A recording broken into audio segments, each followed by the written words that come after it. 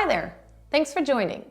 In this video, I'm going to focus on specific case studies, a case that actually came through our firm, a case that the firm handled, and I'm going to explain the outcome.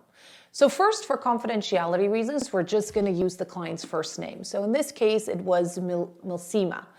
Milsima came to the firm for an express entry application. I do have to time look at my notes because I don't want to say anything that's incorrect.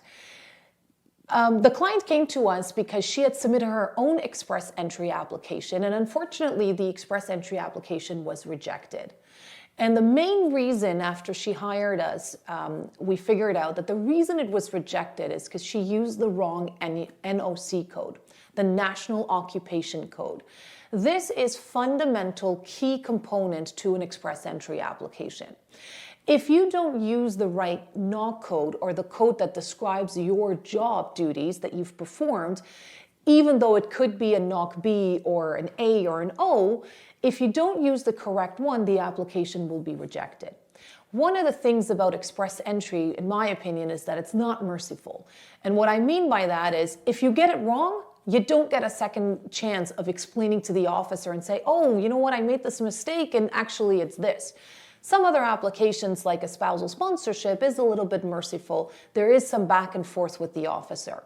With express entry is get it done right the first time or you're going to get a refusal. So in this particular case, the client chose the wrong NOC and the application came rejected, not once, but twice, because she thought she had the right NOC the second time. The other unfortunate part with an express entry or any other application, as I'm sure you're aware, is the officers are not allowed to tell you what the correct answer is. So they say, here's the reason for refusal, and they'll say you've used the wrong NOC, or we don't believe this qualifies you under the job duties you're stating that you've performed. But they give you zero guidance as to what you could do to hopefully get an approval.